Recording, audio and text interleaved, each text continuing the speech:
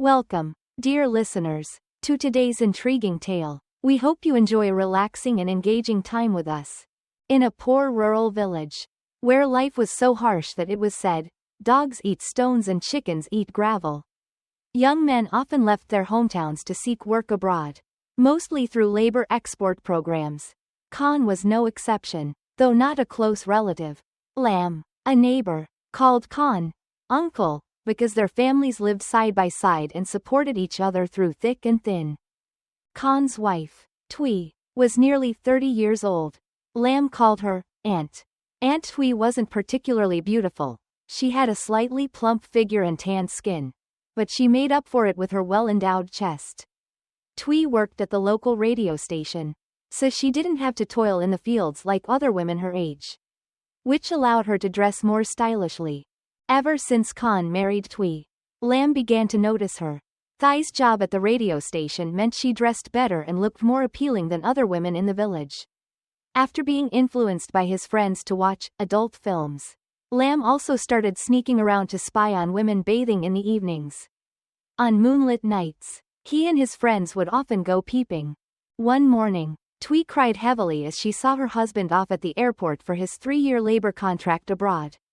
Khan and Tui had no choice but to accept the separation for the sake of their livelihood.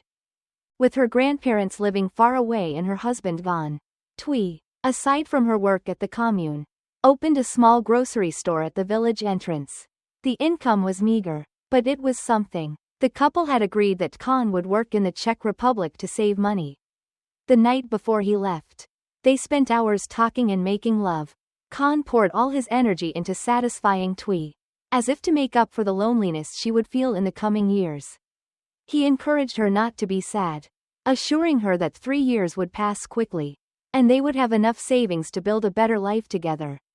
One afternoon, while Lam was idly sitting by the pond behind his house, playing with some flowers, he saw Tui walking toward the banana grove.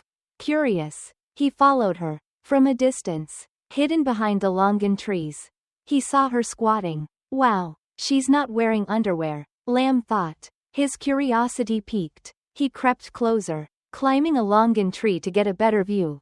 He watched as Tui relieved herself, noticing how long it took. When she stood up, Lam nearly fell from the tree in shock. What's that? It's so dark, he muttered to himself. This was the first time Lam had ever seen a woman's private parts up close. Lately, after finishing her chores in the evening, Tui had started exercising. She often wore tight shorts that hugged her thighs. Lam and his friend Lan would pretend to jog alongside her, secretly ogling her. Another woman, a widow in her 50s, also joined Tui for these runs. She dressed provocatively, much to the boys' delight. Lan once whispered to Lam, "Look at that. It's like a turtle shell with a crack." Lam shushed him, worried the woman might hear. Thui's home attire was also quite revealing. She was 3 months pregnant, and her belly was starting to show. Lam found her even more attractive now, especially when she wore semi-transparent maternity dresses at home. He began spying on her more frequently.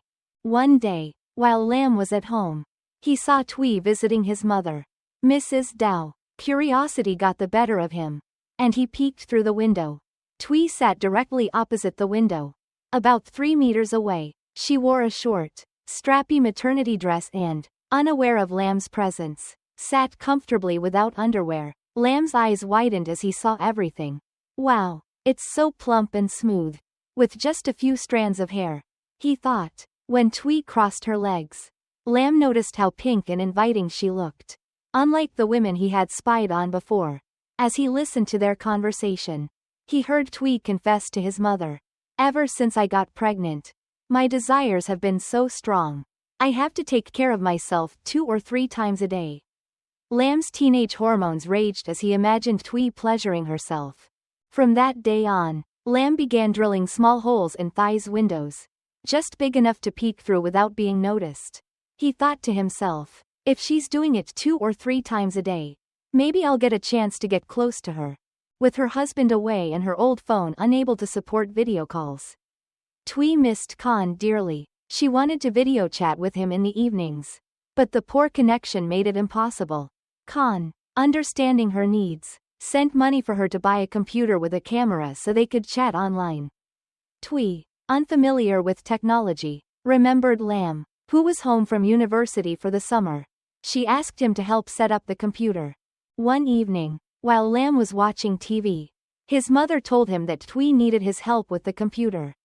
Excited, Lam rushed over. Twee was struggling with the new device, and Lam quickly set up an email account for her. As he stood behind her, guiding her through the process, he couldn't help but notice her ample chest through her loose blouse. Twee, unaware of his gaze, thanked him warmly. Lam, flustered, offered to teach her more about the internet but made an excuse to leave when his mother called him home. As time passed, Lam's obsession with Twee grew. He began sneaking into her house at night, watching her through the holes he had drilled. One night, he saw her pleasuring herself with a motorcycle seat. Lam was both shocked and aroused. He couldn't believe what he was seeing. Eventually, Lam's boldness grew. One night, he sneaked into Thai's room while she was asleep.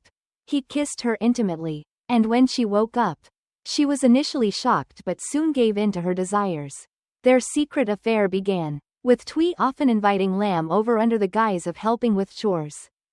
One day, while they were together, Twee received a call from Khan. She tried to hide her moans, but Lam continued to pleasure her. Khan, unaware of the betrayal, thought his wife was simply missing him. However, when Twee accidentally called out Lam's name, Khan grew suspicious. He confronted her, and their secret was exposed. Khan returned home 3 years later with a substantial amount of money. He divorced Twee and remarried, cutting all ties with her. Twee, shamed and ostracized by the village, moved to the city to work as a maid.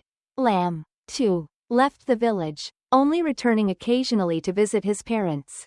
And so, the story of Lam and Twee came to an end. A tale of forbidden desires and the consequences of betrayal. Thank you for listening, and we hope you enjoyed today's story. Don't forget to like, share, and subscribe for more captivating tales. Goodbye, and see you next time.